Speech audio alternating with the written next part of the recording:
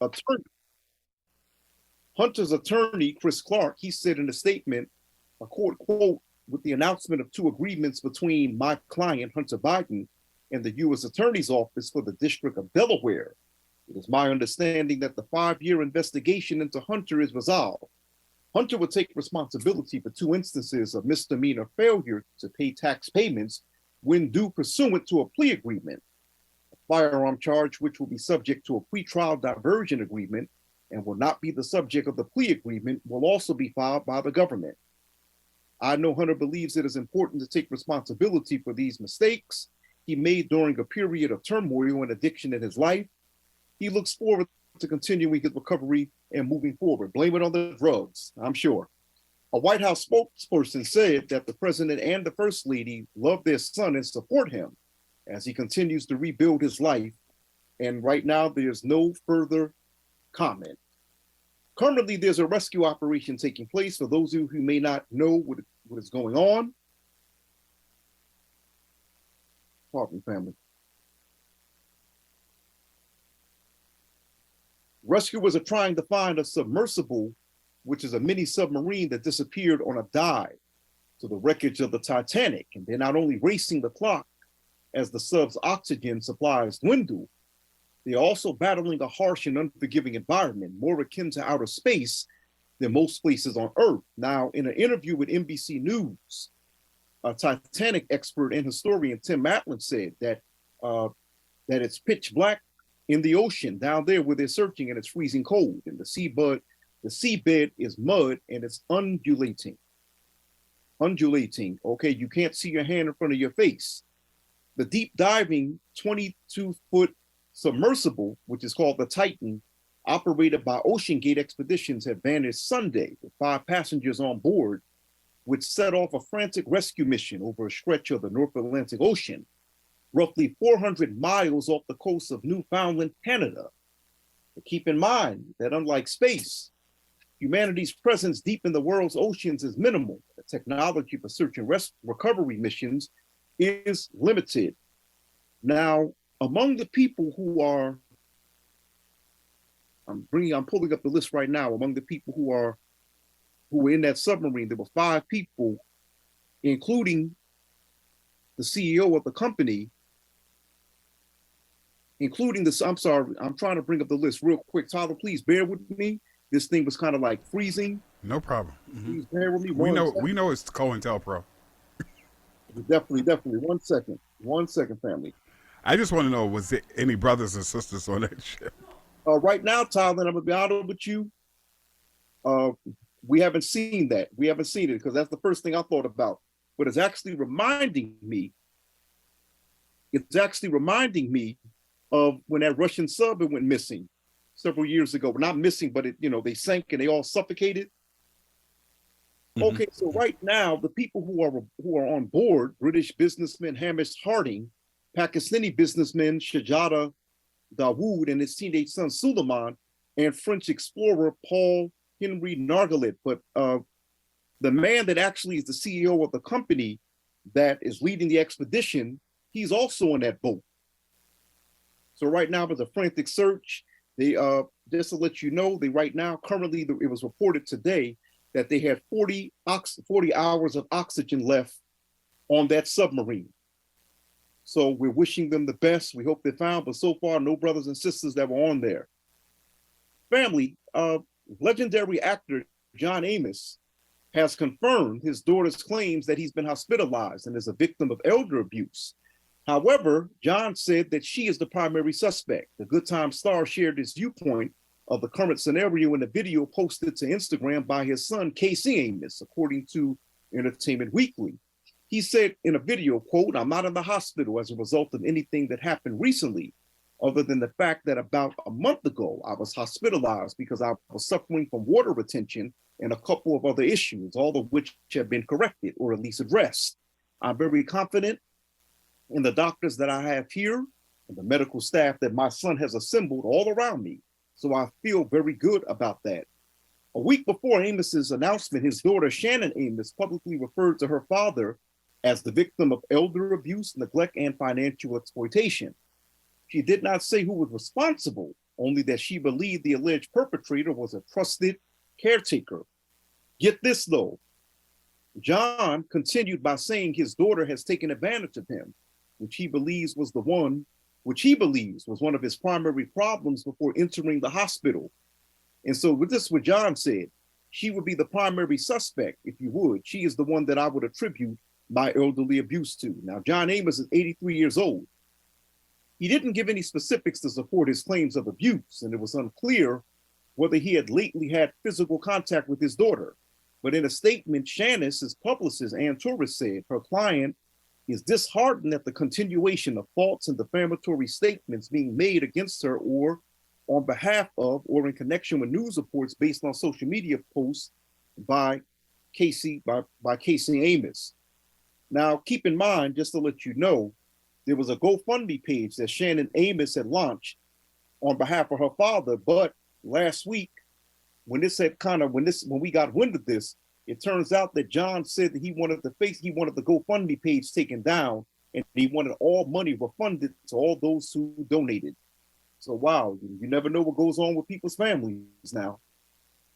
Oh, here we go. Dr. Umar Johnson keeps saying, leave the snow bunnies alone.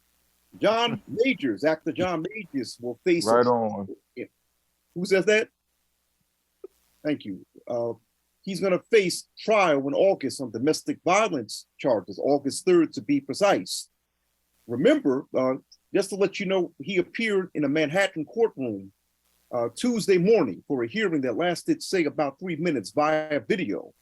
And it resulted in his domestic violence case being set for trial August 3rd. Now, he's 33 years old. He's charged with misdemeanors, including assault stemming from an alleged March confrontation in New York City. His accuser, a white woman, alleges that he pulled her finger, twisted her arm behind her back, struck her on the face with an open hand, and cut her ear. She also claims that Majors pushed her into a vehicle, causing her to fall backward during the altercation. And according to New York police, the 30-year-old white woman was treated at a hospital for minor head and neck injuries following the incident. In a Tuesday statement to the Times, Los Angeles Times, Major's attorney Prior Chaudhry said that she provided the Manhattan DA with compelling evidence that the female accuser, who has not been named in court records, assaulted Majors and not the other way around. Now, brothers who are listening to this is why Dr. Umar Johnson says stay away from snow bunnies, because even if you are innocent, you still can end up in situations like this. And this is one of the reasons why Black women for decades have told their sons stay away from white women. So, of course, we're going to keep you updated. Just to let you know, the judge during the hearing yesterday, Judge Rachel Pauly, have wished the actor the best of luck. So we're moving on. Now, this next story, of course, people in the Black femicide movement, people that love hating Black men, they base their whole careers, their media careers, off of trashing Black men. They'll actually use this story to say to Black women, see, Black men can't even be trusted with their preference, white girls, okay? And one of the women that I'm speaking about, one of those Black femicide people, is Cynthia G, who you need to send this next story to. There's a white campus suspect eludes arrest. He has eluded arrest. Hold 1 second, family. I'm sorry, this is a very sensitive keyboard. 1 second. Here we go. Tylen, please, I sent you that thing asking you if you could to pull up a picture of this clown. Okay, pardon me, the computer was freezing. There's a white rape suspect who has eluded police for 2 years. This took place in Pennsylvania. 2 years after a former Gettysburg College student finally saw charges filed over her 2013 campus sexual assault. The man suspected of sending her a Facebook message that said, quote, "So I raped you," remains on the run. This clown is 28-year-old, the woman who is filing the case is 28-year-old Shannon Keeler, and her attorneys question how E.N.T. Cleary, the clown, has avoided capture in the age when people are tracked by their cell phones and internet connections, as well as security cameras and credit card purchases. Investigators by the U.S. Marshals. Oh, hold on, Tyler. When you did that, brother, it kind of messed me up. Hold on, brother. Because the story. Hold, Tyler, 1 second, brother. You blew up the screen and it kind of like took my story. But this is him. This is his face. This the guy. That's him. E.N.T. Cleary. Okay.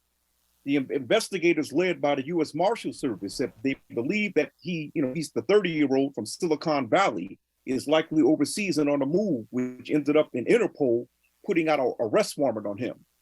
Okay. Keeler was sexually assaulted, according to her, on a snowy December night in her dorm room. She texted friends for help even before he fled, and went to the police the same day. I believe it was confirmed that, she was sexually assaulted.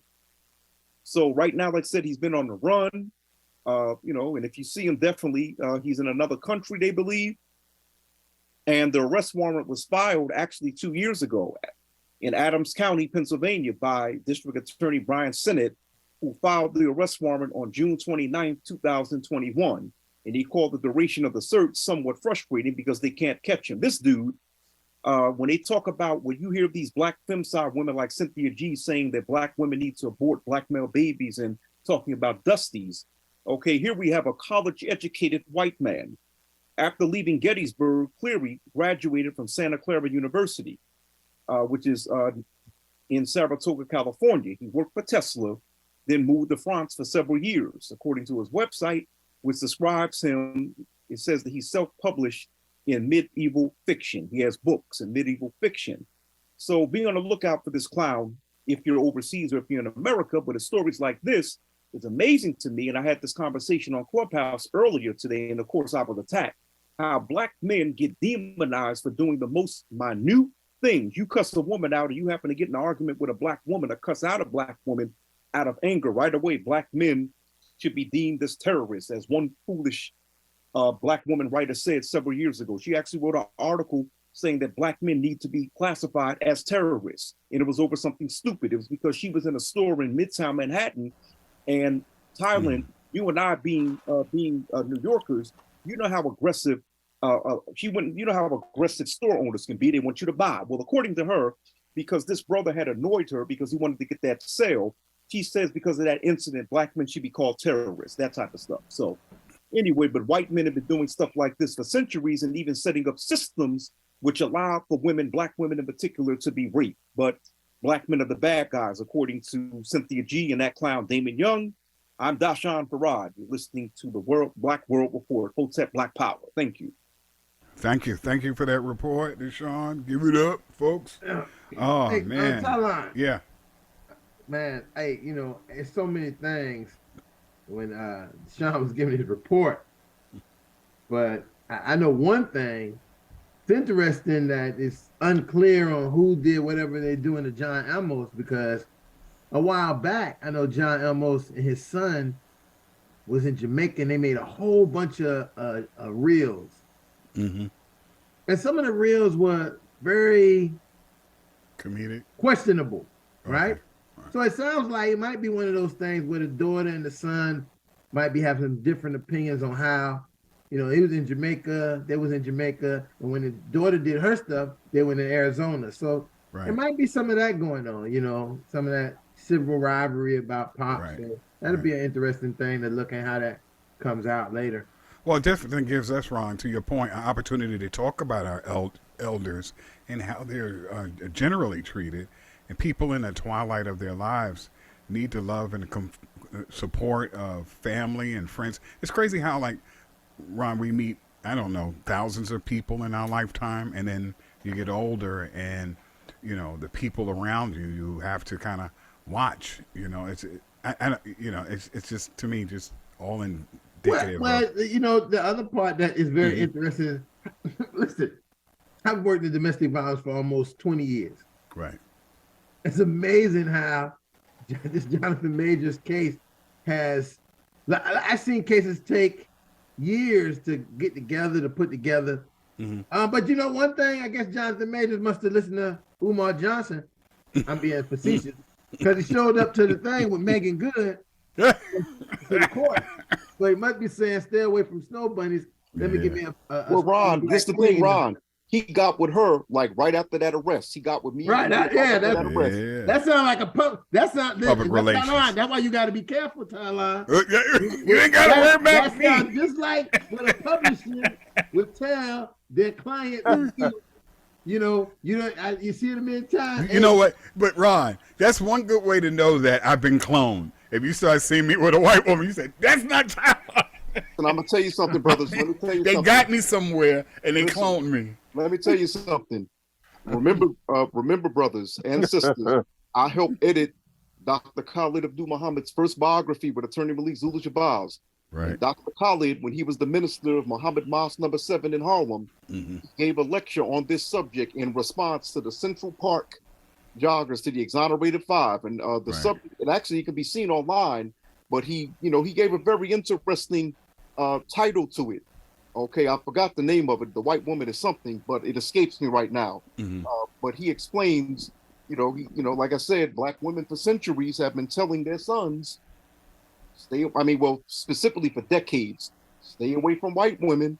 And this is the thing, white women that I know, and even Black men who are not as well versed in history as we are, I've explained to them that I said, look, I said, the reason why your mother, your honor, your sister, I said, is upset dating a white woman.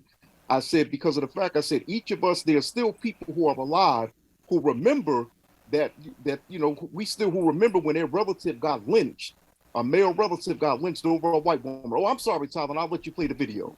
Okay. This is just so appropriate. Oh, what's going on? What's going on? Yeah, what's going on?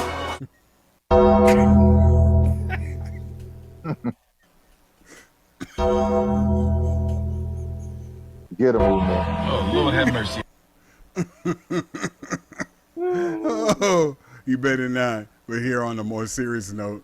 Check this out. 3 facts about women slave owners you should probably know about. White women both eroticized and slandered black men. For example, in 1731, one white woman declared she would have jumped over 9 hedges just to have sex with a hung black man. But on the other hand, if they were ever caught, they would accuse the black man of corrupting her white womanhood. According to the 1718 Boston Newsletter, a black man usually had their genitals cut off, or the man even burnt to death if ever accused of meddling with a white woman. White women hated raising children. Ironically, they used to say that raising children was like becoming a slave to the child. Therefore, they'd force black slaves to neglect their own children and instead raise the white kids. And weirdly, this included nursing and breastfeeding. But finally, don't be fooled. These slave owners were not always white. There were plenty of black owners who exploited and enslaved other black women. This included personal family slaves, as well as commercial slaves for hotels, plantations, and even brothels. Tyler, and I wanted to say, can I respond real quick? Sure. There's a book that came out called "They Were Her Property," and it's discussing white women, white women slave masters, and what black women have to understand. And I've said this publicly. Okay, when we discuss oppression, et cetera, and white women being oppressed, we have seen statistically that white women have been just as guilty of racism and white supremacy mythology as their male counterparts. But secondly, Thailand, I'm going to have to push back a little bit on that second part. Okay, yes, we have to address black slave masters, but we have to place certain things in context, because too often, dear brother, oftentimes whenever we address black people, just like with the African slave trade, when we mention how there were, African chiefs involved in the slave trade, we have to always contextualize, because too often things like that are used to justify our oppression. Okay, we have to be very careful. So when we mention the black slave masters, and I've been seeing this being circulated too on the internet. Yes, there's this. They put up a picture of this brother. I think the one at Amos that Dr. Claude Anderson spoke about. This brother is the father of modern day. This black man was the father of American slavery. That type of stuff. We have to contextualize. Okay, because remember, you had there were European Jews who cooperated with Hitler and joined the SS and got a star high up as 5-star generals. But that's never used to justify the Holocaust. So let's always, we got to put things in context, and I'm done. No, I agree. And Tell him again, Deshaun. Tell him again. I love it. Oh, Ron, I'm sorry, brother. Sometimes I can go into my Afrocentric Michael Everett Dyson mode. I don't mean to do that. Yeah, so we just got to go because we have to move the program along. Folks who are watching us on Facebook, you definitely want to get into the room. You can. You are invited. This program was made for you in mind. Ron and I sat down and said, you know what? We have a variety of different opinions, and a lot of times when we disagree with each other, we take that to heart. We be like, throw away whole people and get mad and don't talk to people because they have a difference of opinion or they got the shot, you didn't. Just the kind of things that just divide us. And, we know that's all part of our conditioning. We know that it's all part of the trauma. We don't know that it's part of the whole COINTEL program. But what are we doing to unravel that? So this is what this program is all about. We have diverse thoughts and ideas, and we actually celebrate them here. We let people get heard. There's no such thing as a bad question here. This is a super safe space. There's no such thing as a bad comment. A bad question. You're saying what you got to say. We have a lot of intelligent people in here who are very patient and can really digest. And I think really not look at the micro, look at the macro and the larger idea and help us, kind of process some of the things that we think and a lot of things that we believe and hold on to for whatever reason. But anyway, I digress. We got to keep it. It's that time. It's time for us to really see what's on the menu tonight at the cafe. The doors are now open. Can you smell the aroma of the coffee? It smells good, right? Anyway, on the menu, we're going to be talking about the truth about Juneteenth. And we're going to be talking also, Dr. Umar was on a program, caused a lot of stir. There was a lot of clubhouse conversations and other subsequent conversations. Because it seemed like, Umar had, he's coming under fire for statements that made a lot of his base, especially his male base, really unhappy.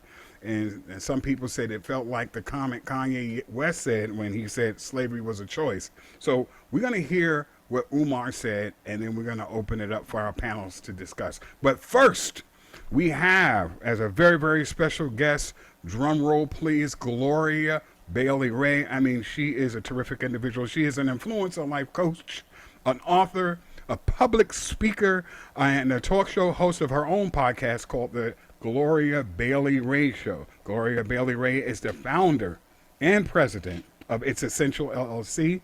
That's her consulting firm. She's a successful certified professional coach and the author of this really terrific book called You Didn't Get the Memo, Navigating Corporate America, which is a self-help book providing insights to business professionals about the importance of having a plan B. Gloria, welcome to our program. We give you a big round of applause. Thank you for being here. Let's just get right into it because I'm going to try to cover as much because, your career, the things that you're doing, we probably need 3 hours or 4 hours or a series. We got to definitely get you back. So we're going to try to do, one thing at a time. But what actually motivated you to get into this line of work where you're sharing your life experience so that you could help others to grow? Yeah, well, first of all, good evening, everyone. Good evening. I am blessed and feel highly favored to be able to be here with each and every one of you. Great question. And I will just start with this. Sometimes a lot of us, I'm going to say my folks, my peoples, Black people, we don't know what we don't know. We go to work for somebody and we're so happy to get a paycheck, but it's more to it than that. And the piece for me, this is the second edition of my first book. The first book I wrote out of just angst and disappointment and anxiety about things that I didn't know. The second book is really a self-help book, things that you should know. Just because they offer you a job, you need to know what your worth is. And so I found myself as I'm coaching people, they're upset when they go to work in this white corporate environment and they don't even understand what the rules of engagement are. They have no clue. You come in and you're expected to do a job. But one of the things that I found, you come in, I had no mentor. That was the first reason. No one told me, what the expectations were as it related to, do the job, but there's the other piece of it too, right? And part of that piece is understanding how you need to interface and interact with your peers, with your colleagues. Being a Southern woman, born and raised in the South, I come from a different perspective. So I'm in white corporate America, and I think of one thing that come to mind. They're doing team building. You're making s'mores. I didn't even know what the heck a s'mores was. I told you, out in the country, we didn't have no Hershey's and graham crackers, you know, to put over a fire. So it was a different thing. Right. And I just found that there's so many things that as we continue to move in this environment, this work environment, people really need to know. They need to understand, you know, what they need to ask for.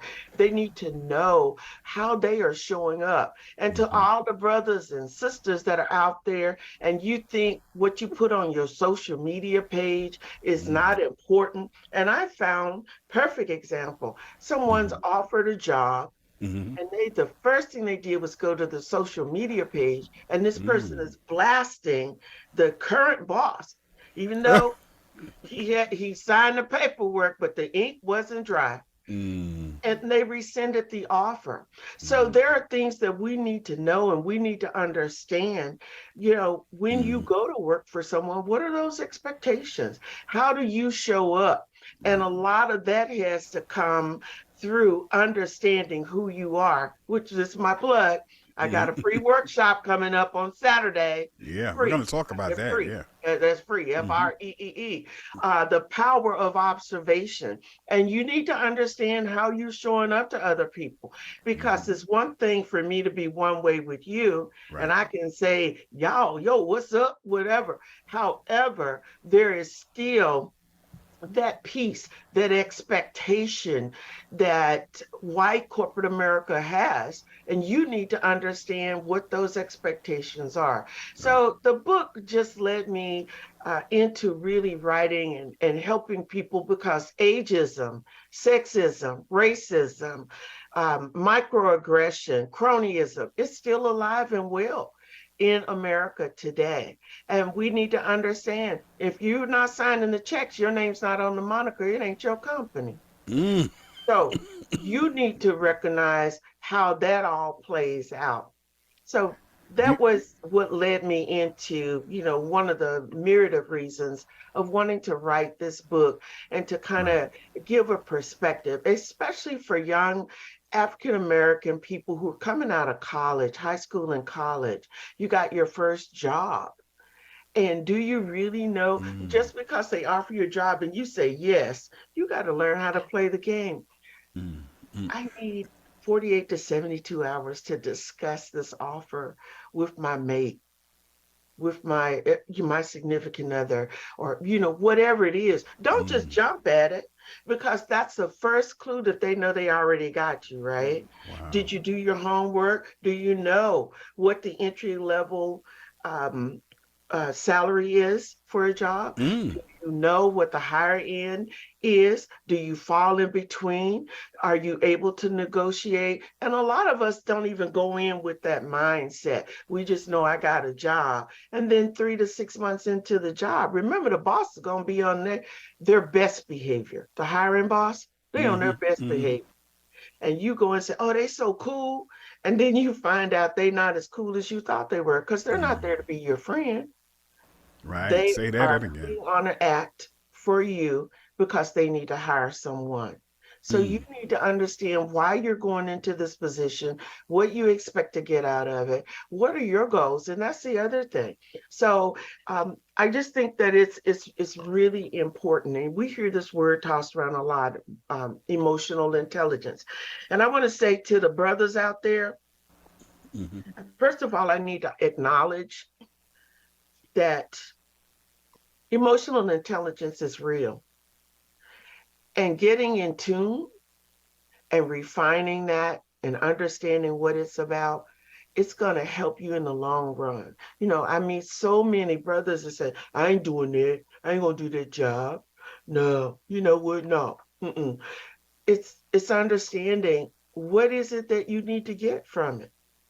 And I'm just going to say, if you need a paycheck, you need to understand what the rules of engagements are. Mm. And you get that paycheck, do what you need to do. And in the meantime, you're still sourcing for other things. Mm. You know, I love that you said, you know, you're there to do a job. So many times people get caught up into, you know, what's happening and the people at the job. And this is my friend. These are my buddies. My what do you call that? My job wife, my job husband. Right. You know, all these personal Right. kind of things, as opposed to looking at it as, you know, a stepping stone to where you know what your aims and goals are. Do you Right. see a common denominator dealing particularly and specifically with you know, young Black boys and girls? Is there a common denominator when you're you know, dealing with them and coaching them? Yeah, absolutely. The first thing, let me just start with the sisters. You know, one of the things that women have for so long, they dummy down what they know, right? That this is where you need to know who you are. And a lot of times they've been so busy just, you know, kind of acquiescing to be in the background, even though they know what they know, but not having, this is where having a coach and a mentor comes in to build up, you know, hey, you are all of that and then some, right? I just right. talked to my business coach and we were talking about this particular picture where kitten is looking through a mirror, looking in a mirror and see a lion. But you know what? You're still the kitty cat. You want to be a lion, but how do you get there, right? Right. And that's part of coaching. And can I just say to anybody that's listening, it amazes me how many people I meet. And again, I'm referencing my Black and brown brothers and sisters, and they all say, I don't need no coach. I don't need nobody to help me. But in fact, you absolutely do. Those are the ones who need it the most. Absolutely. Then going on to your, you know, the second part of your question about the difference between men and women. The other thing is men, it's okay to say what you don't know. See, a woman will respect a man who's authentic and who's truthful, who's honest, and who has integrity. Say, I don't know about that. That's okay. Because the thing is, you hear and you're saying that you don't know. So allow someone to help you, right? But a lot of times what ends up happening is they get just enough, just a little bit to kind of get one leg over the fence. And yet they don't realize that they're straddling it. And guess what's going to happen? And what I mean, I'm using that as a metaphor for, you know, you're going to get caught up because you think you know what you know and you don't know it all. So the difference is women not exhibiting or afraid to exhibit their strength, and men who feels like I just need to be macho. It's time out for that. We already know you a man. There are just certain things I know I'm not going to compete with you to do. I'm gonna let you be you. But at the same time, I need to help you understand what it is that you need, what that woman needs, or whatever that case may be. But the bigger difference is women needing to trust and believe in themselves and know that they are fully capable of doing a thing. Right. Let me ask you this question. And it's almost on the same line, because when I was reading through the book, you know, a lot of this is, you know, kind of beginning information for people to kind of move into jobs and how to start a job, how to work.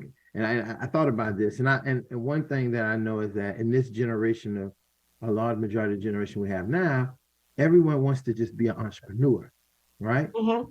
Without ever working anywhere, without they're gonna go from COVID to the boss, to the Instagram, right, to their social media, and now they are the CEO and the entrepreneur of something that came up in that. And then what I think a key thing that happens is, you know, us who worked our way to places that we worked, right. we learned these experiences from, you know, we learned the experience of it.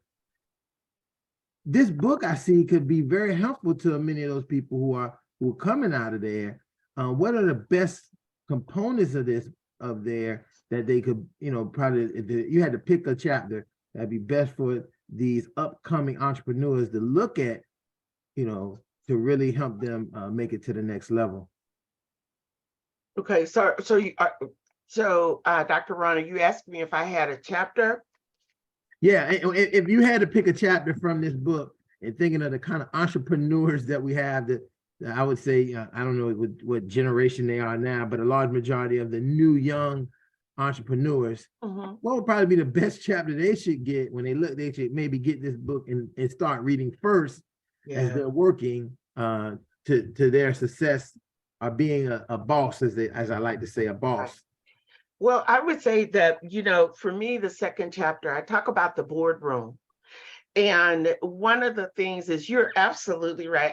Everybody wants to be an entrepreneur. They are in love with the title of I own my business. And that's okay, don't get me wrong. But I spent 30 plus years in corporate America. And the thing that I tell people, there are so many things that you will learn from working in corporate America. You need to get that information and learn how to use it to help you build your business. Most people coming out, they don't even really know what they want to do. That's why you see so many people start out and they jump from one thing to the other. They don't stick with it, because the thing is, it's not their passion. It's not what they're really good at. And again, a lot of our people coming out, and don't get me wrong, I know some come out, they're in debt and student loans, but get a footing, because I'm gonna tell you, in the boardroom, you need to have some people who are going to be speaking up and talking for you, who are going to be supporting you. And those very same people, when you do go out on your own, now you built a base. They know who you are. They know what you're about. They have an understanding of you. But when you just start out and you just think, oh, and by the way, all of you thinking that, oh, all my homies and all my family gonna support me, let me just tell you, you need to just kick that to the curb, in my opinion. Because the reality of it is, you're going to starve. You really and truly are. Now, there are some people that come out and they have a great product, but I feel that starting with the boardroom, having people who are going to support you, who know you, who are going to lift you up, who are going to mentor you, who are going to speak favorably of you, about you, your skill sets, that's going to help you. I would say start there. And then the next chapter, I talk about your career. Are you in control? So if you don't know what you don't know, as it relates to your career and how you're supposed to navigate corporate America, then what do you have, or what are you holding on to or building on if you say, I'm an entrepreneur? And by the way, 99% of people that I coach, when I ask them things like, okay, you're an entrepreneur, you have a business. Well, is your business a LLC? Is it an S Corp? And then let's talk about funding. Where's your funding going to come from? What's your market? It's so many things. And then my thing is paying taxes. I don't know about y'all, but look, Hunter may be getting away with some stuff, but for us as most Black Americans, you ain't paying taxes, you going to jail. That's the bottom line. And so it's making sure that you got all of the proper things in place in order to even start a business and understand it. But in the meantime, I don't know about y'all, but from the South, we were told when you turn 18, you up out of here. So we grew up with that mentality that we had to be on our own. And so you prepare for that. Most people just think it's okay to stay at home with their parents. You 49 and you still at home because you're trying to find yourself. Oh, gosh. I love that you said that, Gloria, because one of the things that I've always, in my work, and I hear a lot of people who want to be CEOs and bosses, they are those things. And I ask them, hey, who is your board? Who are the people you got on your board? And they always look at me dumbfounded, like, what am I talking about? Right, And I right. realized at that point, they don't really understand the structure of real business. They understand the dollars and cents, like the barter system part of it. Mhm. But the real part of it, like who your board is, like, I consider the colored only cafe a Right. board. We have all these different panelists who bring Mhm. different parts to us. So if me and Talon get too off of rocker, or we go to a different place, there are people that say, hey man, I don't know what y'all doing with this. I don't know how this operates. But if it was just me by Exactly. myself doing this, right? Right. I would think Exactly. everything I'm doing is goddamn 100% right. Yeah, And, exactly. I'm the pro at it, but nobody watching, nobody listening, nobody care about it. But I'm saying I'm a boss, CEO, number one, show Right. on everything. But I need to on my borrow money to platform. pay my car note that's leased. So those are just some of the many things that we really and truly need to get in terms of us. If we're really going to have an impact, an economic impact here, we need to understand what really comes into play. And we already know all of that stuff about stimulus and stimulus money, and it's gone away. So it's really, really important that we understand. And for those of you who are saying, coming out of college, or some of you say, I'm gonna do remote work. I'm never going to knock remote work, but you need to understand what that entails. And remote work isn't all that it's cracked up to be. What do I mean by that? You're thinking, oh, I get to, pick my hours and do all these things. If you've been paying attention to the news, more and more corporations are now requiring you, you can do some remote work, but now they started with a hard, fast rule. Some, at least here on the West Coast, everybody has to come into the office. Well, now they're saying you got to do at least 3 days in the office and 2 days remote. But it's not all that it's cracked up to be, because you end up working a lot more hours than you would if you were working for a company. See, when you go into a brick and mortar building, you there 9 to 5, 5 o'clock, 5:15, you walking out the door and you're done. But it's not as simple and easy as a lot of people make it out to be. And a lot of people who went to remote work during the pandemic and moved across country, now they are stuck because the corporate office is here on the West Coast and they're somewhere in Minnesota, Idaho. And guess what? The companies are saying either you move back or you got to find work elsewhere. And those are things that are very concerning to me, that I think we really and truly need to think about. All right. Well, thank you. Folks, if you want to call in or if you want to stop by, you want to join us in the room, the meeting ID number, once again, is 848-4954-7074. The meeting password is Fresh Brew. We have here in the house Gloria Bailey-Ray.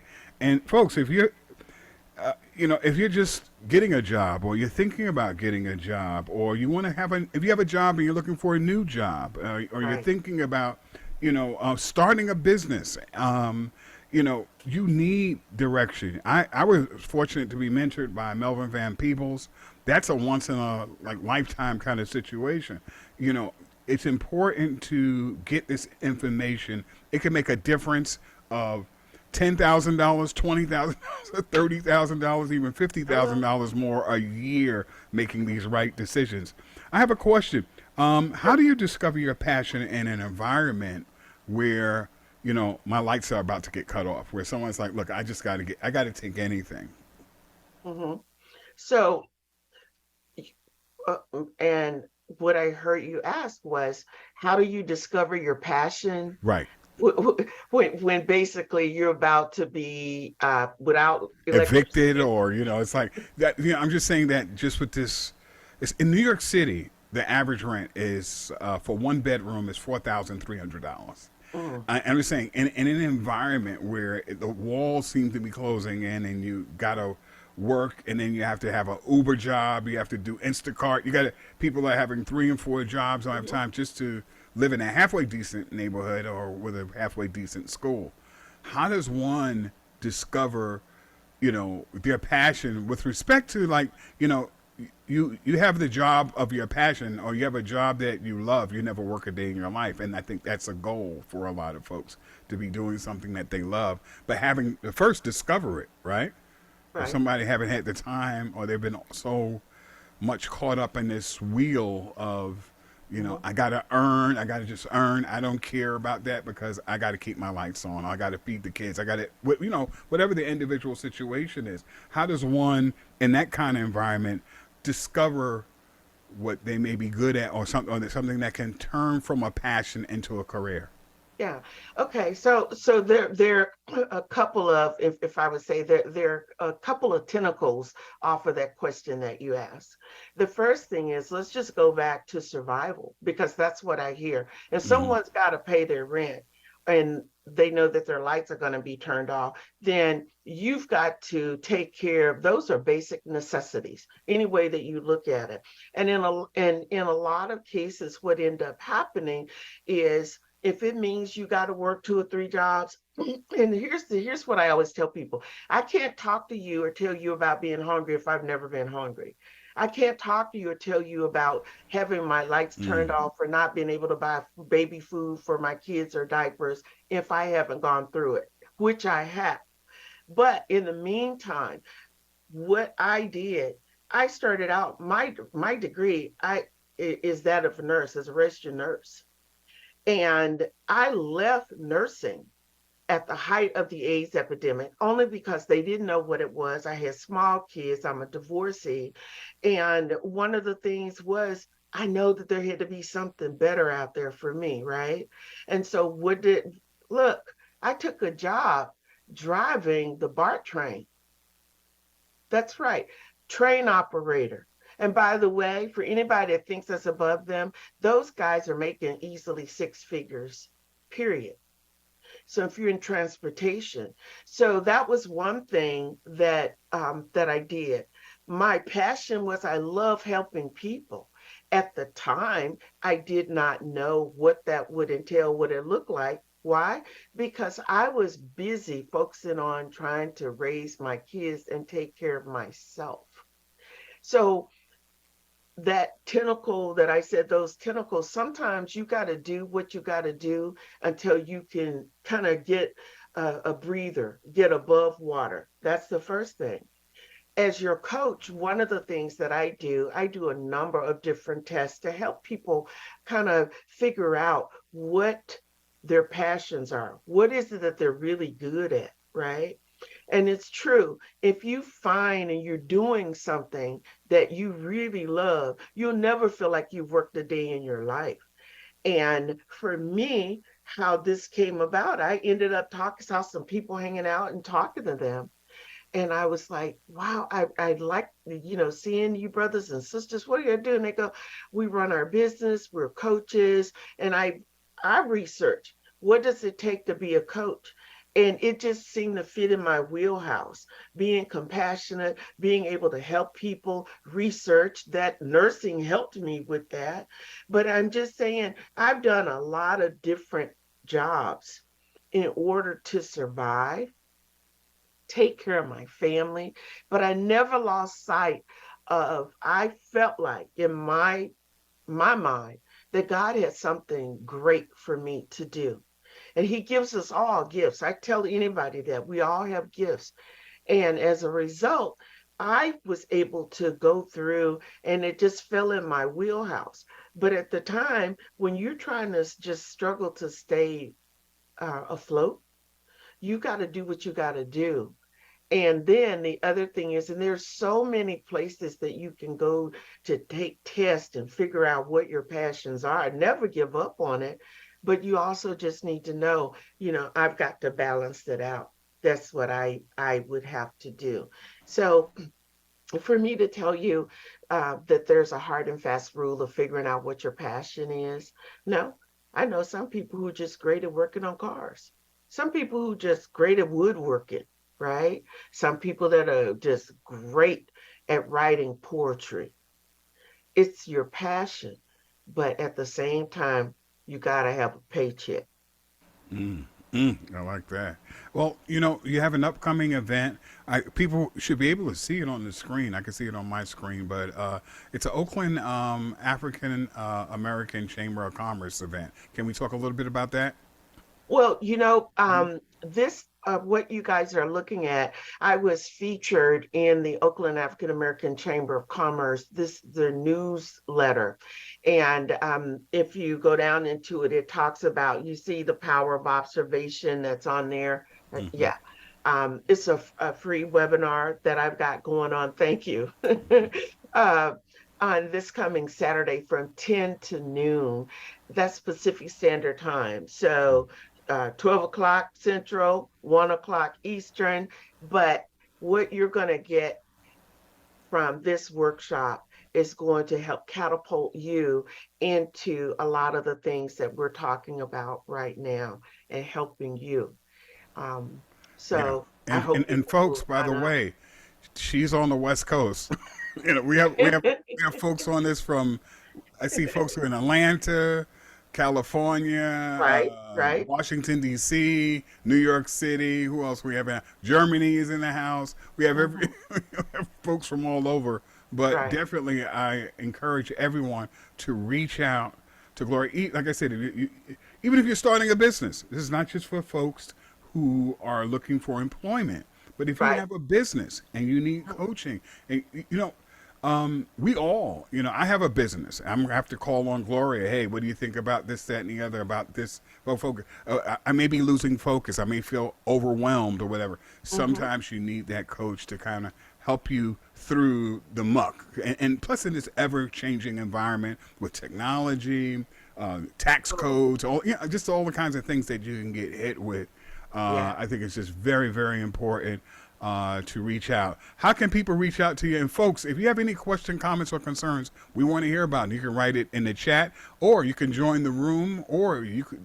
I'm going to open up the lines. So if our panelists have any questions, comments, or concerns, they can ask the lady of the hour here. And Tyler, could I just make one point? Sure. One of the things also for people who want to be entrepreneurs who are going into business for themselves, the book also talks about leadership styles. If you are going to hire people to work with you or work for you, you need to understand your leadership style. How are you showing up? What type of leader are you? Right. And so I talk about that. And it's important. Again, that's that part of self-awareness that you need to have. How do you show up to other people? And the book talks about all the different leadership styles, because you have to think about the kind of boss that you've worked for in the past. If you work for people, what did you like about him or her? What didn't you like about him or her? And what pearls will you take with you that will make you a better boss? And what are those things that you're going to leave behind? So the book gets into leadership styles as well. And like I said, the book is also available by way of ebook. You can go to my website, GloriaBailey-Ray.com. You can purchase the book. You can purchase the ebook, sign up for the workshop. But all of those things are there. And Thailand, I love the fact that people are all over. That's why I said, hey, I gave you Pacific time, Central time, Standard time. Yeah, I don't know about Germany time over there. I think it's 3 in the morning. I think it's right. I have people on my show from Africa, from China. So they somehow figure out at 5 p.m. Pacific Standard Time, they're actually online and engaging during my show. So I just say, if it's important enough, we'll find the time and the way. That's for sure. Absolutely. And folks, the name of the book, once again, is You Didn't Get the Memo. Just in case you can't see this and you're listening, it's called You Didn't Get the Memo, Navigating Corporate America. And it's a book that you should have. Maybe you should buy a couple of them. Buy them for a friend. Share them. Buy them for a school's library, or buy a few for the school's library, because you know how they go, right? In a school, someone takes them out and forgets to return them. So you may want a few there, but definitely support this book. Knowledge is the gift that keeps on giving. And folks, I'm going to open the line. Do you have any questions? Because we have 4 more minutes to 10:15. Does any of our panelists have any questions, comments? You can open your mic now. I just would like to say thank you to the sister for valuable information, and definitely she was absolutely right. If you have to do what you have to do as far as work is concerned, you know, I'm not in the ideal job, but I've done things like serve papers. You know, I've done numerous things to pay the rent and keep the lights on. So thank you, sister, so much. That was beautiful, Gloria. Oh, thank you. Thank you so very much. Yeah. Keep striving. I will tell you, keep striving. I say God gives us all gifts. And let me just tell you, you just keep striving and it's going to show up for you. And when it does, you go, look, show up and show out. Wow. Thank you so much, Ashe. Thank you. Yes. And you know, I'd also like to say too to folks, you know, I had jobs that, you know, in my mind at that time, they absolutely sucked. I hated getting up. I'm not a morning person. I hated doing so many things. But I realized now that I have my own business that all of those jobs gave me very important skills. Yes. Not only just discipline, but dealing with other people, you know, interactions when I was working as a security guard, and checking bags and, you know, jobs that you think are small or not important. You're really developing all kinds of skills, from people skills and dealing with people and so forth. So there's nothing wasted. So don't feel like because, you know, you're not at your ideal job, ideal situation that, you know, you're wasting time here. Wherever you are, try to get as much information, knowledge, and skills. And that's what I did when I worked for different companies. I was getting those manuals. I was taking advantage of, because sometimes jobs offer, you know, what they call professional development.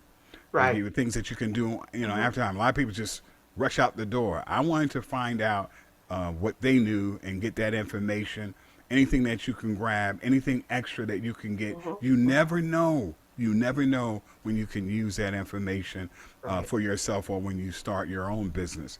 But definitely, I want to thank you. And please hang out with us, please, Gloria. I don't know what time it is, you know, there, because we're going to have some really interesting conversations.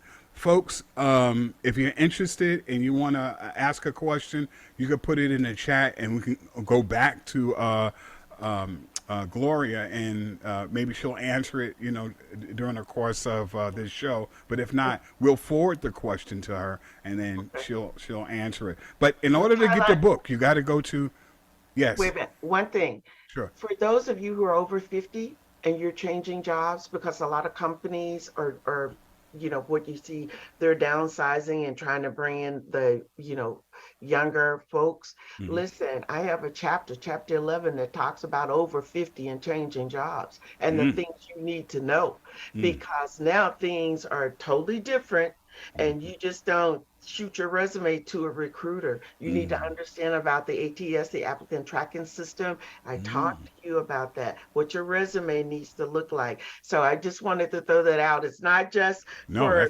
younger people, but if you are in that age group, you're being downsized and you got to look for another job. The book also talks about that as well. And I do welcome questions. I'll hang out here for a bit, you know, appreciate for it. Sure. Thank you, Tylon. No, hey, look, I'm a filmmaker. I don't know, you know, in the entertainment business, it's funny. I don't know. I may be looking for a job. Right now, everything's good, but we all know how this thing can turn in a minute, in a moment's notice. So, yeah, absolutely. I'm definitely get the book, support. But actually, when you get the book, you're supporting yourself, because I said knowledge is power. People who know better, do better, perform better, and it's just a powerful gift. It's a powerful tool. Definitely reach out, get the book. It's at www.gloriabaileyray.com. Okay, it's definitely worth checking out. And folks, as we he has his already. Oh, he's got a little show and tell. Well, you know what, Gloria? When I get mine, I'm going to send it to you so you can autograph it. So it has a little extra value. I would love to get your John Hancock. And folks, whoever orders the book, maybe I can hook that up for you. Just tell them you got the book through watching the Colored Only Cafe, and we'll see if we can get her to autograph. That's going to always add value to your book. You know, so you definitely want to have one that you share with your family. Get another book with that autograph. Like I have a section of books. Yeah. Hold 1 second, beloved. Hey, Tylen, we have breaking news. Brother Polite has pleaded guilty to sexual assault. Brother Polite. Yeah, I'm sorry, this breaking news. No, that's breaking. Yeah. Sister Michi just called me, and it's funny because while Sister Michi had me on the phone, my good friend from Jacksonville, she had actually texted me, and I'm looking. I said, wait a minute, Michi just stuck. So I'm gonna fall back. This is a developing story. I'm gonna see if anything else comes up. I'm gonna mute myself. Folks who don't know, Deshaun, real quick, can you tell folks who Brother Polite is? Brother Polite is one of our. He's a YouTubian. You know, he comes out of Dr. Malachi Z. York's camp, and of course, you know, he speaks about being kidnapped by ETs, and that's how he's able to speak several languages. He emerged during the same time as Sarah Sutton Seti in 2010, 2011, and he actually had something called the New Covenant, in which he was, you know, telling Black people they didn't have to pay taxes and enriching people. But in the past, I would say nearly 8 to 10 years, he's come under fire. He's been accused of scamming people, but going back 2 years ago or last year, he was accused of assaulting a 13-year-old who was a friend. Yeah. She was the daughter of a friend. So this is actually breaking news. Like I said, I'm going to be back in the next several minutes. Yeah, a lot of people were waiting to find out what's going on. And I don't know all the details. I want to still look because sometimes part of a plea deal, you know, we don't really know what that means. And so, whoa, that's really something because I appreciated a lot of the information. It goes to show, like, you know, some people may be right in terms of, you know, information and being able to speak to a lot of the angst and pain of what it is, and at the same time that they have some serious troubling issues. And so anyway, I can't wait to find out the details. Maybe we can talk about that, but the show must go on and proceed. And, you know, we're going to talk a little bit about the truth of Juneteenth, but it's right after we check out this clip. Lord, I already know y'all gonna come and build this with Juneteenth. Probably shouldn't be our National Emancipation Day because it ain't going down like folks be saying it went down. I mean, yeah, Major General Gordon Granger did sail into Galveston Bay, Texas that day and formally announce emancipation of the state. But June 19th wasn't an end, nor was it our collective independence. Let's unpack it. So the South loses the Civil War and the Confederate government collapses. Lincoln then issues an executive order, the Emancipation Proclamation, to take effect January 1, 1863. What some don't know is that the proclamation only applied to rebel states, namely Alabama, Arkansas, Florida, Georgia, Mississippi, North and South Carolina, and Texas. Specifically, it said all persons held as slaves within the rebellious states now and henceforth shall be free. The executive order exempted states occupied by the Union and left slavery untouched in Delaware, Kentucky, Maryland, and Missouri, also called border states. These were slaveholding states that just didn't secede from the Union. So on June 19, 1865, while slavery was federally illegal in Texas, it was legal and would remain so until the 13th Amendment was ratified by a 3/4 majority on December 6, 1865. Now, the record suggests that New Jersey and Delaware weren't particularly excited about giving up their human property. They were the two northern states to initially reject the amendment, ratifying it sometime later on January 23rd, 1866 and February 12th, 1901, respectively. So just like the 4th of July, not all of us were free, even on Juneteenth. And I'll go as far as to say we're free-ish. We're not even free today. But anyway, let's open up let's talk about it, panelists. I want to hear, Ron, did you hear the piece? What's your thoughts? Well, you know, it's interesting that you said that because it's amazing. You know, first off, let me say this: I have been a little bit disenchanted with the commercialization of Juneteenth, but I think that this young flight attendant on the flight I was leaving from, she shared with the whole plane, a very large plane, the history that the day was the holiday of Juneteenth, and she gave a whole spiel about it, and it was very profound because she made it very clear, and she took out the commercialism of this old Juneteenth thing, and she said, you know, and said how it was June 19th, and said the year, and made it more historic to say that there was the time when the general came and told the people that was in this place that slavery had already ended, but they were still enslaved. As I think about it, just as a history person who understands history, I don't rally around anything that other people can rally around. And I don't know if people understand what I mean by that, but to take that Juneteenth, and I know that Juneteenth becoming a holiday was not so much about us, but it was a political kickback to fight CRT. From the politicians. No one really cares about. We have to? I think I look at this and say, who really cares about what happened at Juneteenth? You made a national holiday for people to care about Juneteenth, but we got people still enslaved right now, incarcerated for crimes they never committed, only because of the color of their skin. So it's sometimes this, as I would say a lot of times, this show is a big show, a dog and pony show to say, hey, we're all together, come together. We're all one family and friends and united as a country. Let's rally under the flag. Mm-hmm. Oh, unity and peace is in the country when, show me. See, tell her cut stuff like that. See, this is what I just watched. Listen, tell her, please take that off the screen. Please. Yeah, please, this was wild. This was wild. Yeah. Take it off the screen. Look at this. Please. See, that's triggering. That's triggering, yep. and it tips to a point to say this is the kind of things they want to do. And as much as possible, this sometimes I feel like we so worried about my governor, my governor here in the beautiful state of Florida, but he is completely fulfilling the same prophecy that everybody's fulfilling.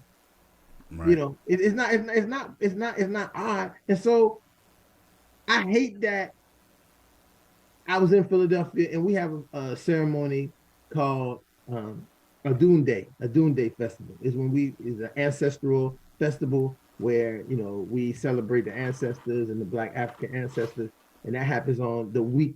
That happens that weekend before the holiday that they made, Juneteenth. And in the comparison of that celebration and the spiritual part of it and the ancestor part compared to what happened now with Juneteenth. Like we got the Juneteenth ice cream and you can have the different flavor ice. Listen, the red, black, and green. Right. We listen. We don't need. That's not what we're interested in.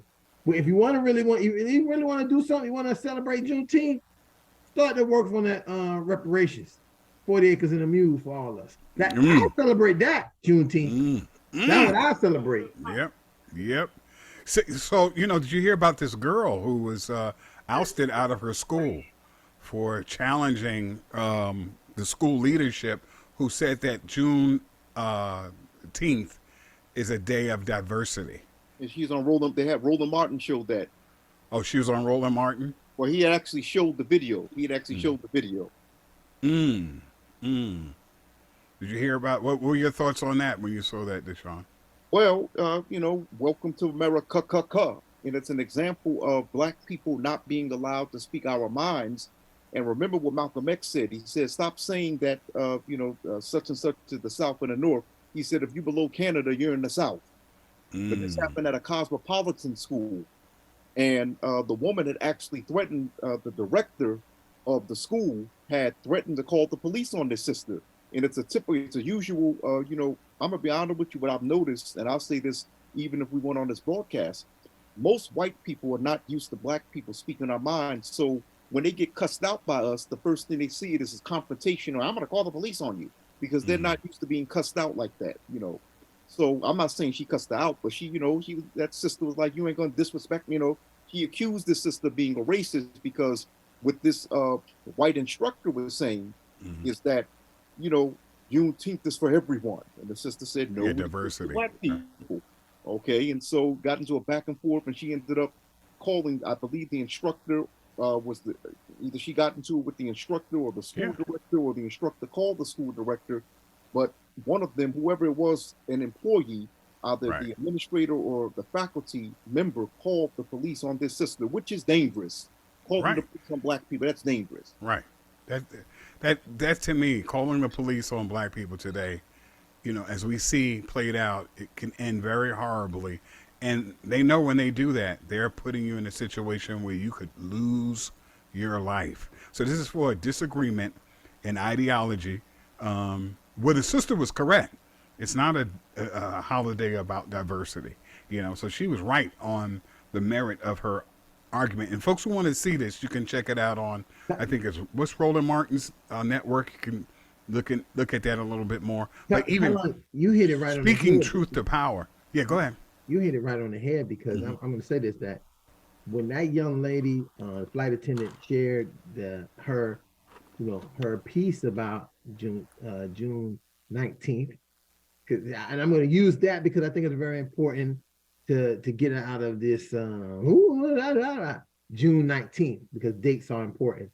When she finished that, we landed, and she came back on the microphone and said that somebody who was obviously, and I knew it had to be one of them people in first class because she was up front, because I seen who was all in first class as I walked to the back of the plane. She said that somebody disagreed with her presentation of the Juneteenth on the plane when she presented it, right? And she said, well, just to be sure to tell the fact, now the plane was kind of almost 75% black people, because it was going to Dallas. She came back and then said, well, just the person didn't like what I said, but the facts is the fact. And she started naming off inventions and the people that made America. And she said I could go on. She said about 20 people named, and she said I could go on because the story, when she told it, she also personalized it in reference to what her name was, and that wasn't really her family's name. Listen, it wasn't like a little quick, if you ever rode Southwest and people telling us joke and whatever. It wasn't. She gave a full lecture, and she also personalized it to herself. And it made I know that not only did some of those people feel uncomfortable, some of us felt uncomfortable. And that's where my problem is. Why are we uncomfortable about the truth? Because if we continue to be uncomfortable, you allow other people to scapegoat what happened or what didn't. I think it's just fear of white folks. We feel uncomfortable because white folks feel uncomfortable, and we care about their damn feelings more than we care about the well-being of our own people. Right. Right. That is not healthy for us. Listen, that is not healthy for us. We can't. That little piece you showed earlier said that our women had to put their kids in the corner, going back in the hut, and make sure that the plantation owners' children was breastfed, was fed good, taken care of, raised up, good, gave them everything. Oh, and let me tell you what the most hurting part about that is that the same person that they raised later on treated them like nothing. Got rid of them, sold them away, whipped them. And that is the part that's the truth. Let's get to this is the part this would sound good if it was a Hollywood movie, but it's not. It's the truth of what actually happened to us as a people, our ancestors in this country. Right. And people would like to, Hollywoodize it. Everything. They like to make everything, it was just some diversity. What diversity?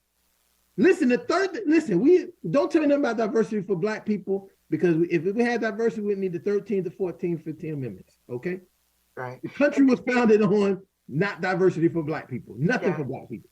Ron, and can I just say, Ron is spot on. Juneteenth has become so commercialized. It's funny that you guys, I had no idea this is what you're going to be talking about, but on my show yesterday, I talked about the importance of preserving our culture and understanding as relates to Juneteenth as well as for all parents, why they need to teach their biracial children the Black side of their history. And that's what I covered in the show, because what's happening, everybody wants to, it's like Black Lives Matter.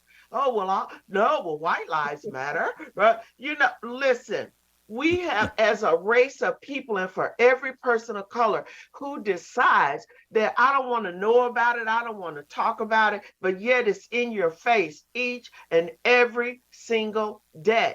And the things that you are concerned about trying to fit in, you ain't gonna never fit in. You're either too Black, you're either too light, you're either too dark, you're either got too much melanin here, your hair's too nappy, what kind of government do we work a country we live in where we got to have laws that say we got to protect the fact that if you want to wear your hair nappy, that you can do that and you can't discriminate. We have to think about what's really happening that's here. That's powerful. Yeah. So I'll shut up. No, keep it going. This is a matter of fact. We got comments. Lydia says, "Come on with the truth, Queen," and the bullseye target. I'm just saying, and listen, although I get it, you love who you love, but I grew up with my mama telling me, "Don't bring nothing up in here lighter than me." So I grew up with that, right? And here's the reason why. When you marry outside of your own race, see, let me just tell you, if I had a sister that was a daughter, like, say, girl, get in there and wash them greens. And, let me show you how to do this hot water cornbread. But when I have another daughter-in-law of a different ethnicity, and it's all like, oh, Black people. Well, wait a minute. And I'll tell you, my grandkids will tell you, my grandma, they can say I'm militant, but you Black. Let's call it like it is. And let's quit forgetting and trying to sugarcoat that. Sisters, quit doing all this stuff. We already know you ain't got hair down in your booty. You need to quit and be real. Because see, when you start being real with who you are, then you're in touch with it. If a brother don't like you because your booty is too big and you don't have a size 22-inch waist, then guess what? That ain't the brother for you. We need to understand that. You run around getting injections. Oh, look, I don't need no injection in my chest. Because trust me, you keep living long enough, they're going to get big enough. Don't worry about all of that. But I'm just saying, we have just moved so far to the left of being who we are. And brothers, get in touch with who you are. Quit walking with that white woman and kind of looking at the sister and sizing up. Tell the sister she look good. You look hella good today, sister. You need to build up their confidence. And sisters, you need to tell brother, you rocking it. I love the fact of seeing you. Even I don't care who you are. That's the thing. But we have just gotten so far, we still just walk around and act like white is right. And that's the only thing. And again, I hope I don't mean to come off like a militant. I'm just being real. I told you from the South. Hey, look, I didn't get green eyes from my daddy because other folks was in our wood pile. Let's call it like we see.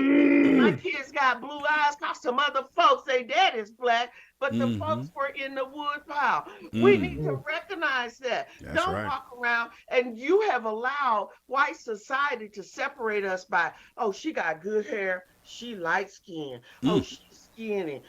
Listen, we all are a melting pot.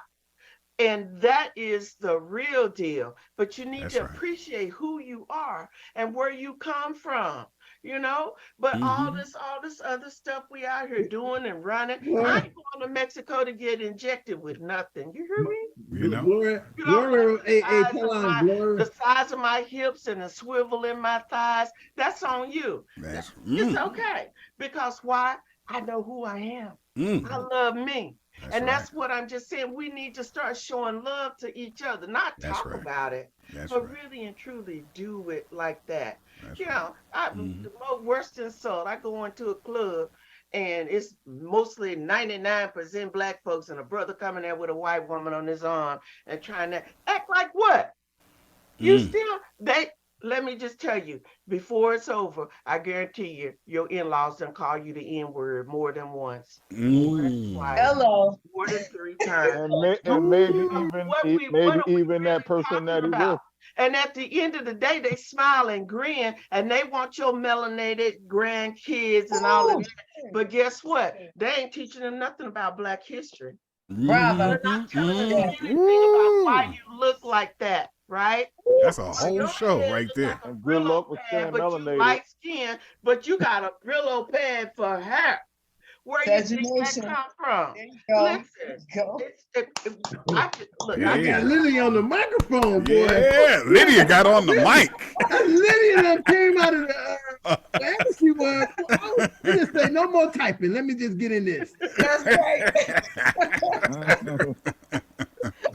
Woo, that was fire. God, that was so true. Yeah, that was And you know so what, beautiful. Talana? It is so. You know, as Gloria was talking, the one part that and that's why our history is so important. Not just our history here, our history, universal world history. Because then once we realize that Africa is a continent with so many countries, with Black people that look so many different ways. Right. And somehow we come to America and want to streamline us into one type of looking Black person. That's one of our biggest insecurities.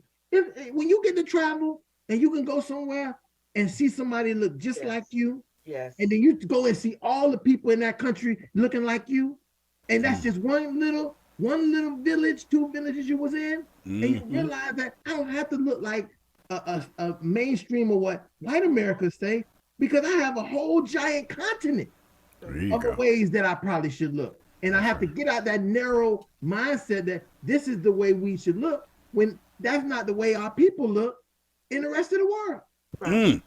Let me read this quote before we get to our next topic. The most effective way to destroy people is to deny and obliterate their own understanding of their history. That was a powerful quote. George Orwell said it. They understand that if we can deny and obliterate their own understanding, he didn't say their own, knowledge of the understanding part of their history. If they can destroy that, that's the most effective way to destroy our people. And that's what they're doing with these bogus commercialization and rewriting of history. So that's why I'm grateful for that piece that their sister took and said. And this topic, man, that's fire. I got goose pimples when Gloria, are you a preacher or something? That was a sermon. I was like, woo, yeah. Look, I sign my signages authentically. I sign everything authentic. Yeah. Either you love me, you hate me, but I'm just being authentic. And to that quote that you just said, let me just say this. I don't know how many Deshaun maybe can find this or maybe remember reading this, but in the Wall Street Journal, I don't even know, it's been several years ago, there was an ad taken out, and it said, if you don't want Black people to know anything, put it in writing, because Black people don't read. Put it in a book. There you go. Yep. Come on, Lydia. There you go. I'm just saying, they control the educational system. Yeah. They turn us off from education or real education, which means to bring out of something.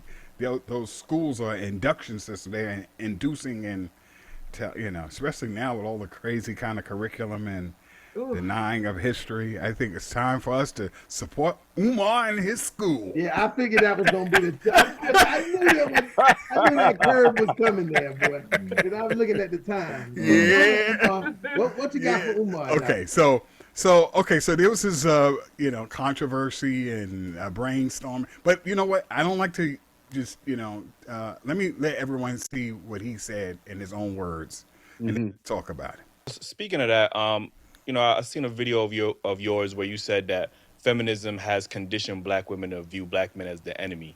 It has. Feminism was financed by the CIA. Gloria, what was her name? Gloria Steinem, I think she was. Right, yeah. Mother of modern feminism, because traditional feminism goes back to the 1800s, right? With Susan B. Anthony and those white supremacists. But Gloria Steinem was a CIA agent. They financed her. Her first feminist magazine they paid for. The CIA brought feminism into the white household to get the woman out the house, and into the black household to turn the black woman against the black man. To scapegoat us for problems caused for her by white supremacy. So, obviously, a big thing, obviously, we spoke about the gender wars, earlier. Obviously, there's a lot of conversation nowadays about, the value of what a woman brings and the value of what a man brings in a relationship. And now there's a lot more rhetoric from our women that we hear is, I'm strong, independent, I don't need no man, right? So, that's pain speaking, though. Right. Because most black women know they will never get a man. A black woman can have sex whenever she wants. Right. Because she's beautiful. She can have a bed mate, but to have a soul mate, she may never get. I have 2 daughters, 11 and 20, right? My oldest will be 21 this week. Statistically, right? There's a strong chance my daughter could be one of those. I hope she's not. She could be one of those who never get a husband because only 1 out of 4 gets a husband. You see that? So when a black woman says, I don't need a man, that is a reaction to the reality that I may not get a man. So why not preach? Because I understood, you're obviously against interracial relations when it comes to black men with with white women. With all women. You should only be with the black woman. And you will say, well, if you can't find a good woman in America, there's somewhere else. In Africa. Absolutely. So why not teach that same rhetoric to our women? Like if you feel I like tell sisters all the time, go to Africa. So I know sisters who marry. I just spoke with her sister. She invited me to the wedding. She just married a brother from the continent. So, but instead of saying they will never get married, I've taken sisters to Africa who married brothers they met in Africa. Right. So yeah, I think there's plenty. I think there's obviously plenty of black men, yes, black women.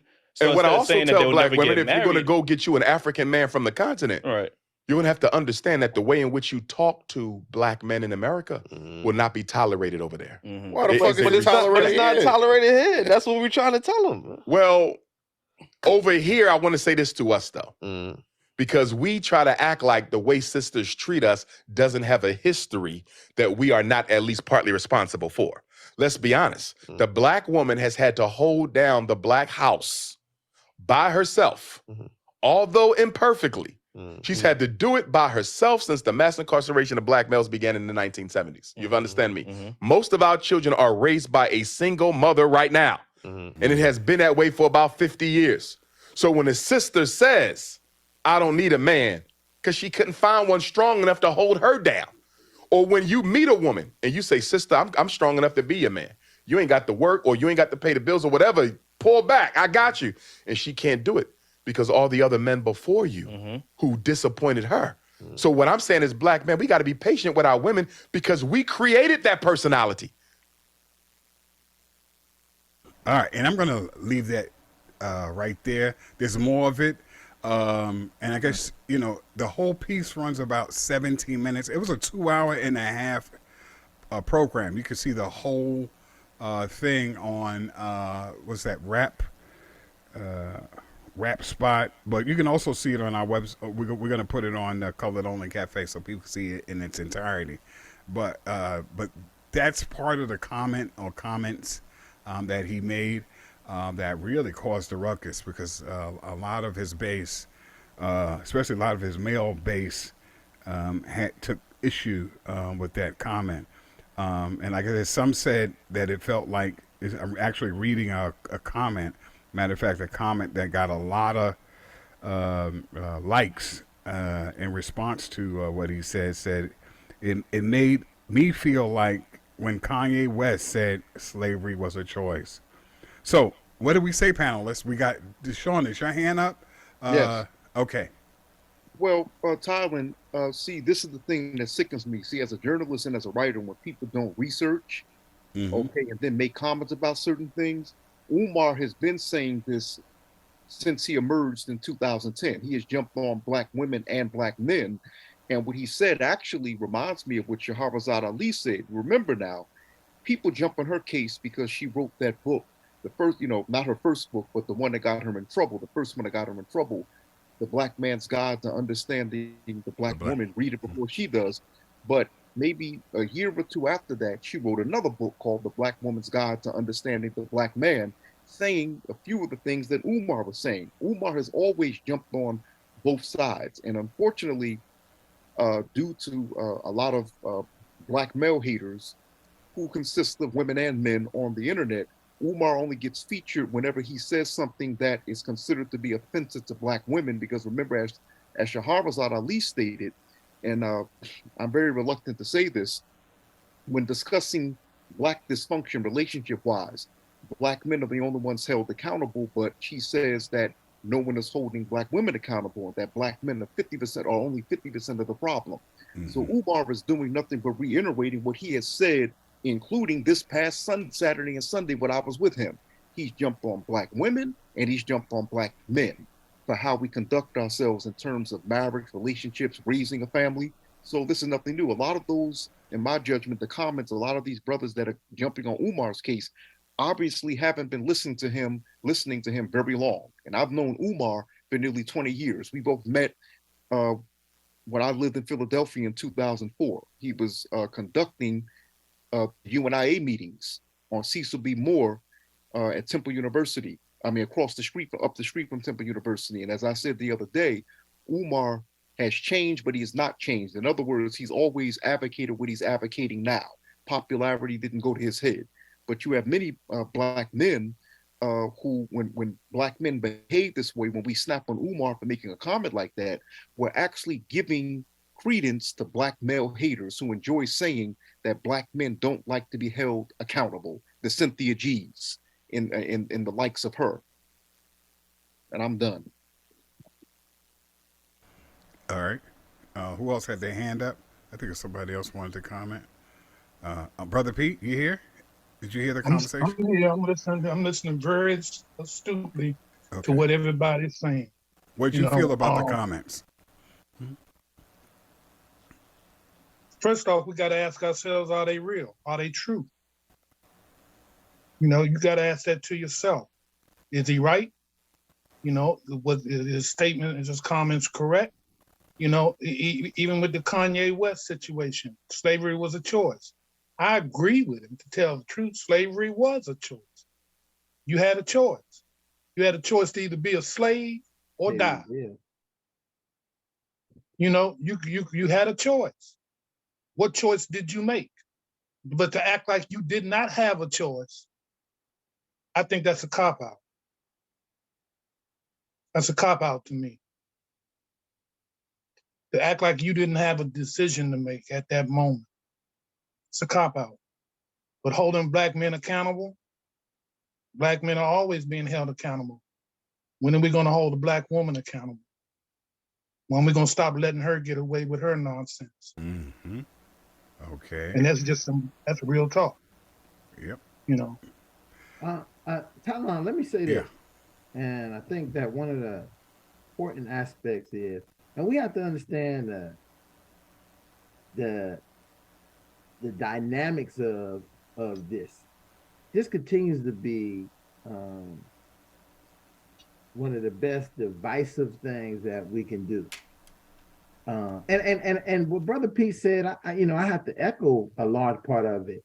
And I echo the idea of the accountability, but it goes almost into what Brother Umar was saying. The idea of the feminist movement becoming racialized. And we sometimes don't want to acknowledge that people have used the feminist movement. They used the word patriarchy and has sent it, just like every other time, scapegoat all of it into the Black man. So we're not there, we absentees, but if we are there, we're abusive, controlling. So everything comes back to us being the villain. But if we look at it, that's the micro. When we look at the macro, that's the whole America. That's the whole country. That's the whole world. That the Black people become the scapegoat for everything. And they just use us as almost like we like a puppet show. So they can do what I call transference. The issues that they have, they transference to us, and then we play it out and act like it's really us. When really a lot of those issues are human issues. So everybody who's a human being has the same issues and deal with this. I'm so tired. If I hear one more Black person talk about what we do as Black people, and we this and that, because obviously you are so intertwined and only into yourself that you can only see what's happening to us in our communities, right? But when you move outside of our community, you'll see the most oppressed women in the United States, in the world, are East Indians, Arabics, and Asians. Not Black women, not African women, not Eastern European women, not American women, because guess what? Their societies support oppression of their women. So you know they're oppressed. Fucking the ladies in Afghanistan just was able to, if a woman in Afghanistan would go outside, her 5-year-old son would have to be the person to speak for her. And she the one who birthed this young man. So we have to stop and start looking into ourselves and not comparing us and looking at everybody. Look at hurt people want to hurt each other. We ain't hurting the people who hurt us. We want to hurt each other. And that's our big thing that we do. So the best person I beat up on my Black sister. And the Black sister beat up on me. I'll shoot you, Tylon. You'll shoot me. Meanwhile, we letting Mr. Johnny come in here and do whatever he want in our communities. And that we have to get out of that mindset. That we are not the social ills that we've been allegedly conditioned to believe that we are. We're none of that. We're the complete opposite, but we always keep buying into it, like Brother Pete said. Right. Well, are we in slavery? Some of y'all, slavery was a choice. Yes, because some of us choose to continue to demean ourselves instead of saying, that's not me, that's not us. Yeah. That's something that you want me to be. And it's more, and then guess what? The brother Ransom said it earlier, it's easier. It's easier to say, oh, I don't want nobody else. I don't want them to feel uncomfortable. So I'm gonna say it's us. We do that. No, the white boy the one cut the people's head off, drunk their blood, kept them in the refrigerator. Not me, not us. But you won't say that. You'll say, oh yeah, the black on black crime in the community is the biggest issue in our community. Yeah, well, you know, I'm going to probably be like unpopular with this comment, but you know, the truth is the truth. And sometimes when you tell the truth, you know, you're by yourself because, you know, I agree to a certain extent that yes, 50%, right? If someone said 50% of the fault or the problem is the black man, 50% it belongs to the black woman, whatever. But what we don't focus on is that 100% of the problem is white supremacy. It's like it's always this issue. Like it's so easy to go for the low hanging fruit and saying that no one needs to be charged because we're not in our right freaking minds. We're not in our African mindset. We are not dealing with each other with a sense of authenticity because we're in the framework of capitalism. We're in the framework of white supremacy, beauty standards, from, you know, healthcare, from housing, everything. We don't produce the kind of things that we can, and this is why I push back on this whole concept of a community that we control. We don't control anything. We are being fed by our enemies. We're being educated by our enemies. We are being, when we go for bank loans, we get bank loans from our enemy. We go to these people for everything. We're surrounded. And we act like we're not, and then we try to have a conversation and try to find love with each other in the prison, as opposed to getting free first, and then understanding what it looks like and what it feels like to love each other when we can speak in our own language. We can love each other in the ways that we want to love each other because it's more authentic, and it's black, it's African, it comes from, you know, within us. And we have not had that. It's like Cleo Monago said, the trauma trance that we're in forces us to, once again, go for the low-hanging fruit, point at each other, as opposed to coming together and fighting our common enemy. Now, let's go back to also to what was said about a choice, that it's a choice to be a slave or die. I see other choices. I see another choice, to fight, to resist. And I'm always talking about revolution, and people look at me like I'm crazy. Because I understand, and like I said, I was part of a lot of different movements, and a lot of people are talking a lot of different. We're not going to elect our way out of this situation. We're not going to finance our way out of this situation. We're not going to move someplace and they're going to leave us alone. We're going to move someplace, we're going to flourish, and they're going to figure out a way to take it, to bomb it, to destroy it. They did that with the MOVE people. They did that with Black Wall Street, and they're doing it right here in New York City today. They're doing it with money, like telling you that in order to live here, 1 bedroom, you got to pay me $4,300. Okay, so our reality and the way that we are dealing with all of this in the context where we're talking about how do we love each other and standards and 6-figure guys and all these other kind of beauty standards, financial standards, they're not of us. They're not our standards. They're someone else's. And instead of looking at that and saying, where do we get this information from? You know, why are we thinking this way? Why are we even behaving in this way? Why are my values like this? And knowing that it's coming from our enemies, and then saying, let's get together and let's destroy our enemy. We need each other. And the only way that we're going to actually find each other, and I mean to really connect with each other, we have to stand up and we have to resist and we have to fight. Now, Tywin, if I may add, just to let you know, I actually watched more of that video, yesterday. He actually, Umar does mention these gender wars. He said go back to white supremacy. He actually said that. He did say that. He said it to both of them when he did mention that. He said how, the main enemy is white supremacy. Of course, I'm paraphrasing, but he did say that.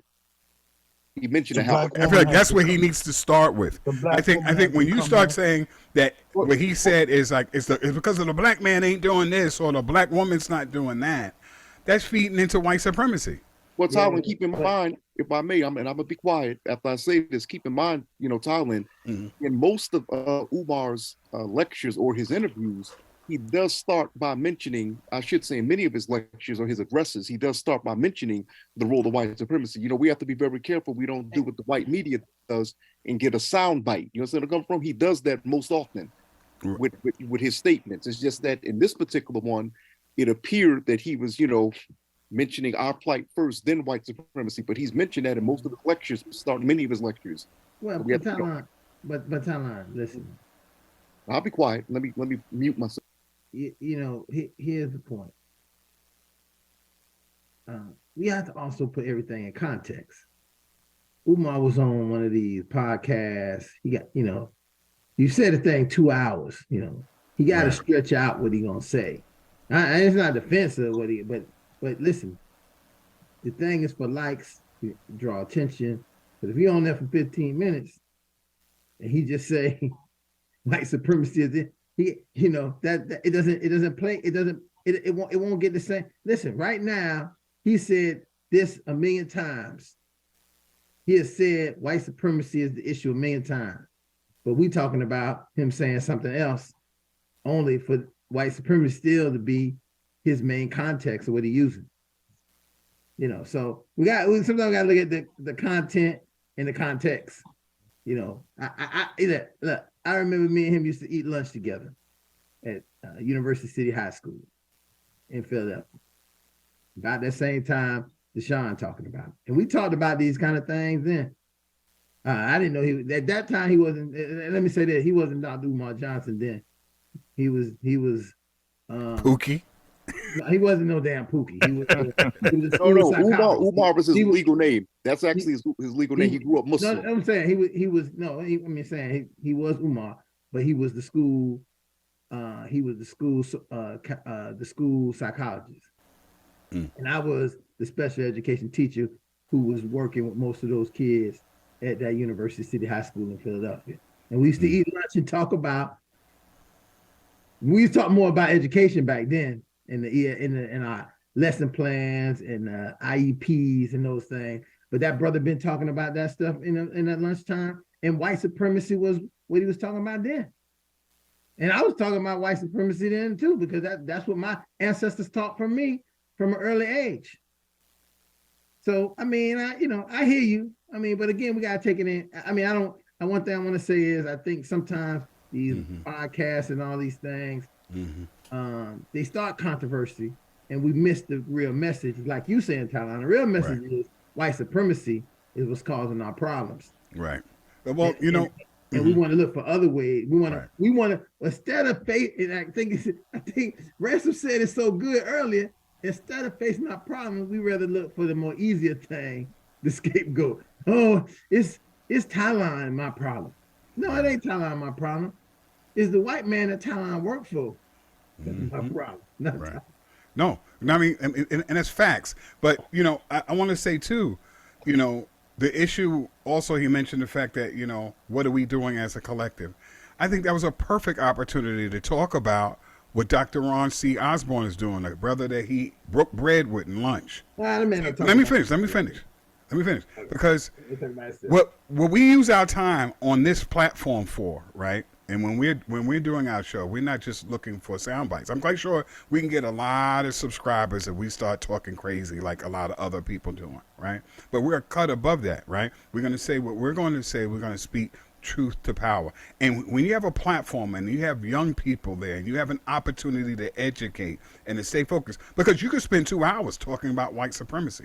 You don't have to really talk. You could spend hours talking about a blueprint. How about a blueprint on how to organize? This is how we're going to organize, brothers. Where are you at? Where are you at? Where are you at? Sort of like what we do in this room when we point out the fact that people are from all different places, that we're going to have literally town hall meetings. This is like a town hall meeting every once a week. We get together, we discuss different ideas, and we're actually unraveling, some of the, what do you call that? From white supremacy, the COINTELPRO program, to say that, we're very different in our ideas. And people are going to have a place where they're going to be heard, but we're going to respect everybody's different perspective. And that we're going to talk about this from the framework, like I keep focus on the enemy, because once you start talking about this person and that person, now it becomes, how we get distracted by the lights and the colors, as opposed to, okay, here's our blueprint. When I say revolution, what am I talking about when I say revolution? I'm talking about ideology. What ideology are we talking about? What are we talking about when we talk about capitalism? When we talk about people with, 3 figures and all this other kind of, silly stuff that should not be a measure of a person. That what are some of those values? What's the criteria that men should be looking at and for? And what about the incredible positive things that organizations like Man Up, the organizations, the things that I did with the mentoring, success mentorship program in school, that needs to have attention brought to it, that black men are doing, black men are leading, that are positive. That's what I'm saying.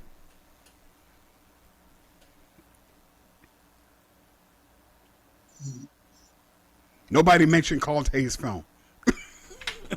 What? What about my film? I'm just saying, like when I have a platform, for example, when I'm talking to people about film, changing our minds, right? And we talk about the way in which we change people's mind and using media as a way to do it, right? You have guys that have certain level of celebrity on YouTube and other places.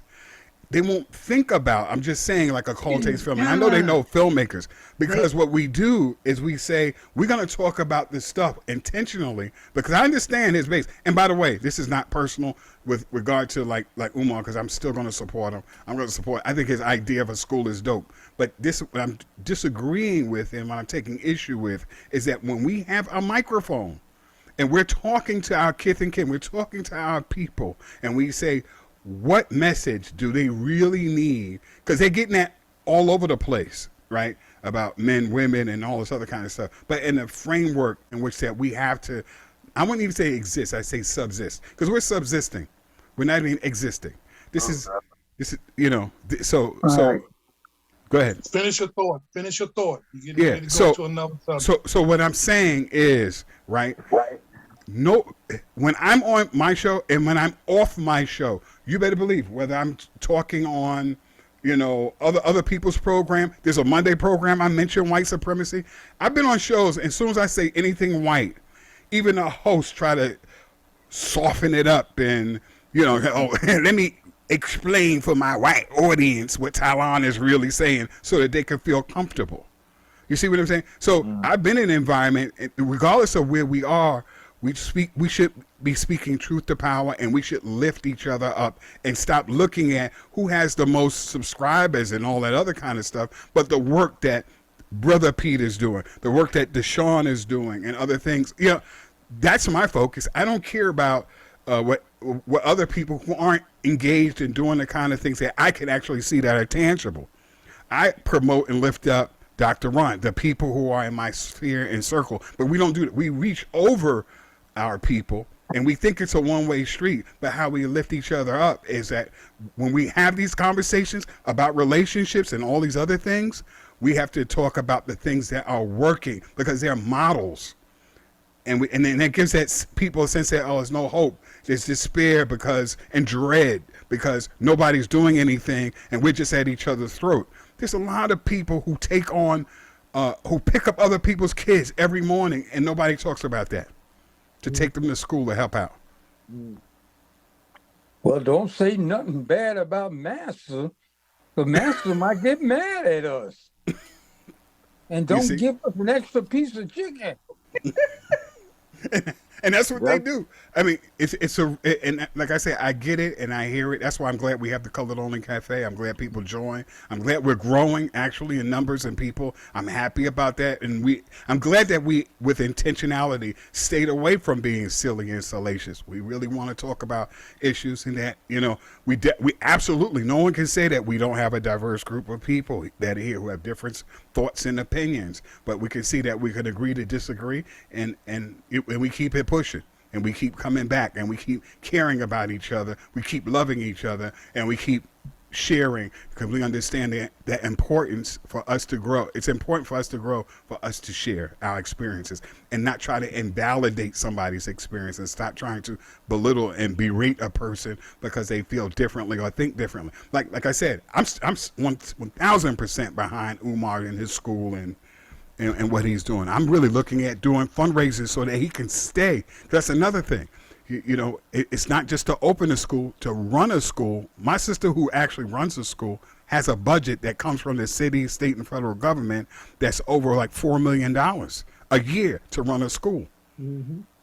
So he's going to need that, you know. So I think that's what we need to be thinking about. How do we keep this brother with a great idea that's not in any way connected from these programs, right, that we can sustain, and that could be a model that not only the people in Philadelphia or wherever the school is, but everybody can see that we can do this on our own. We don't need the other people doing this. We can do it ourselves. But just say one thing. For that to happen, we have to work together. We have to be willing to work as a village.